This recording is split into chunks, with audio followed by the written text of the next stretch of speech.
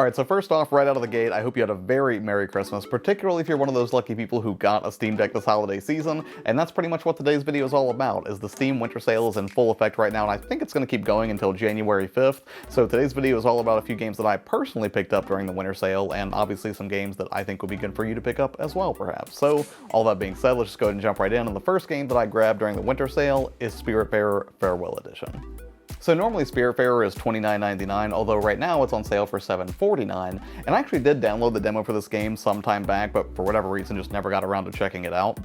Now I did buy a physical copy of this on the Switch, but not for me. I actually got it for my girlfriend this Christmas so she could check it out because she's a big fan of cozy games, and from everything that I can tell with this really pretty hand-drawn art style, this seems like it's going to be exactly that. Now admittedly that does sound like kind of a somber premise for the holidays, but there's something I just really like about the idea of a game that's focused on seeking out spirits who really need to move on and listening intently to their tales about recounting their life. Beyond interacting with these various spirits, you'll also continually engage in resource management, upgrading your boat, and doing things like cooking or building cabins to house the spirits on board, and the fact that it doesn't have a fail condition makes it seem like a really sweet indie game to spend some quality time with. And I'm hoping to do exactly that very soon, after I've wrapped up God of War Ragnarok. Next up is definitely a simpler sort of game, although it can get pretty chaotic, but it does offer a unique twist on an absolute classic, and that is Tetris Effect.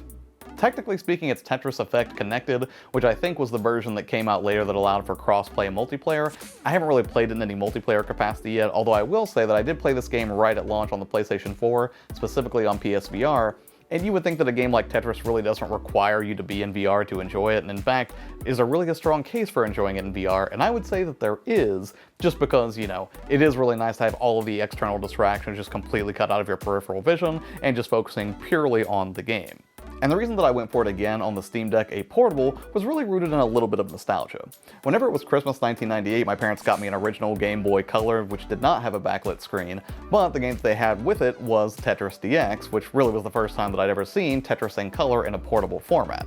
So bearing the nostalgia in mind and the fact that it's normally $39.99, but now it was on sale for just $19.99, that was an expense that I was willing to incur just because I know that it's going to have hours and hours of great gameplay. Now in 1998, I was just happy to see it in color at all in a portable format, but it really does shine on the Steam Deck, and there's a journey mode, there's a multiplayer mode, and some subtle tweaks to the Tetris gameplay experience that I really think elevate it.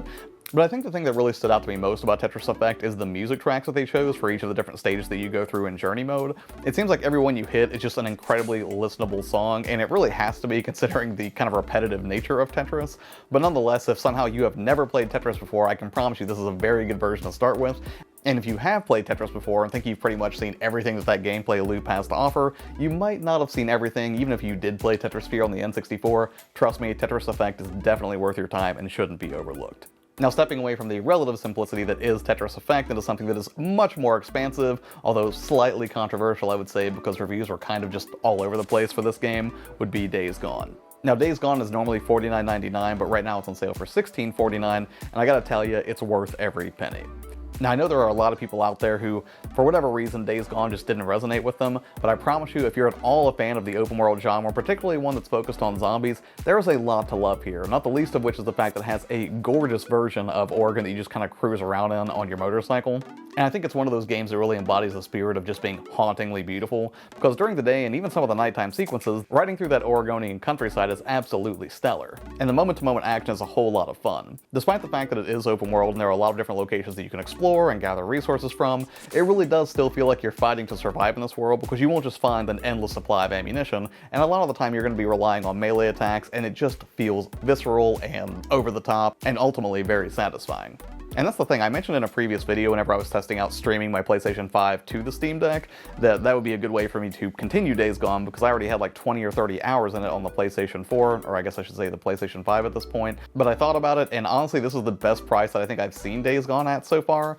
So I went ahead and took the leap on it, and I'm honestly just kind of excited to just jump into it again and play it a little bit in the handheld format, because this is the sort of game that while I do want to beat it and roll credits at some point, it's also a game that I'm just comfortable jumping in and just kind of chilling with it for a couple of hours. Next up, for something a little bit less intense than fighting for your life against the undead hordes throughout the Oregon countryside, would be What the Golf. What the Golf is normally $19.99, but it was on sale for $7.99, and it is just a fun, bonkers, over-the-top just twist on the putt-putt mini-golf formula. Each of the different courses you explore might have a different presentation, or a different gimmick, or in some cases even nods to other video games. And I think I first played this with my buddy Ben a couple of years ago, although we were playing it through, I think, Apple Arcade, and we weren't actually playing it on a console at the time. And while it is available on other platforms like the Nintendo Switch, I just thought it would be the perfect fit for a portable like the Steam Deck because, again, I think this is the kind of format that really lends itself well to quick pick up and play sessions. And in terms of genres that just lend themselves incredibly well to exactly that playstyle, I have to imagine that mini golf is right near the top of that list. It's just a fun little straightforward game with a very simple kind of geometric kind of art style. It kind of reminded me a little bit of Donut County in that way. And like others I've mentioned before on this channel, I just think it's going to serve as a really great palate cleanser between bigger, beefier titles on the Steam Deck. And finally, the last game that I picked up is actually one that I started, this was like 4 or 5 years ago, I want to say, and I really liked what I had seen so far, but I was actually playing on a friend of mine's account who I think was logged into my PS4, and I started the game, but then never finished it because at some point when I went to go back, the account wasn't there anymore and I couldn't access the game, or something weird happened with it, but that would be Firewatch. Firewatch is normally $19.99, but right now it's on sale for $4.99, and it's a game about a fire lookout named Henry who works in the National Forest set a year after the Yellowstone fires of 1988. It's a first-person title that has you exploring the surrounding area, piecing together clues about weird stuff that's been happening in the vicinity, and just generally performing routine patrols. However, I can't imagine that it would get pretty boring if it was just purely a walking simulator, although it would be a really pretty walking simulator now that I think about it, so there is a mystery that will unfold as the game progresses. Along the way, you'll stay in touch with your supervisor Delilah and have a range of dialogue changes that will impact your relationship with her as the story continues to unfold. And I think the biggest draw here was the visual presentation, and I wouldn't say the walking simulator genre is my absolute favorite or anything, but there are a handful of games that exist within it that really have become personal favorites of mine. And I'm sure just like Gone Home was kind of an unexpected favorite for me, I imagine that's what I'm going to get from Firewatch as well as I delve deeper into the story and learn more about these two characters and how everything's going to come together. And I've heard a few different reviewers mention that Firewatch is just like a really good book. And that's kind of the same way that I felt about Gone Home, where I like to periodically revisit it every couple of years just to re-experience the story and the characters and how everything plays out, so I'm really hoping that I'm going to get something of similar quality from Firewatch. And you know what, as a bonus there was one more game that I grabbed, and that was Binding of Isaac Rebirth. Now I had the original Binding of Isaac when it came out, but apparently Rebirth is a much more refined version, although to be fair, I always found the Binding of Isaac series to be kind of confusing because there was Binding of Isaac Rebirth, Afterbirth, Afterbirth Plus, Wrath of the Lamb, and I think there might have been one more that I'm forgetting, but apparently Rebirth is just a more refined version of the original, and then the other ones that I mentioned are actually expansions to it. But I've never actually had Rebirth in my collection, aside from when I had a physical Switch version. I think that was also Rebirth. But the fact that I didn't already have the Rebirth version on PC made me go ahead and grab that one too. And if you've never played Binding of Isaac before, that is definitely not going to be everyone's cup of tea, because it can be pretty gnarly in some places. But if you're a big fan of top-down, kind of arcadey action, where there's actually a pretty fair homage to Zelda, I would say, as well. If you just like a top-down shooter with just loads and loads of hand-drawn style that can be particularly gross in some moments, you owe it to yourself to check out Binding of Isaac, because it has a massive amount of replay value.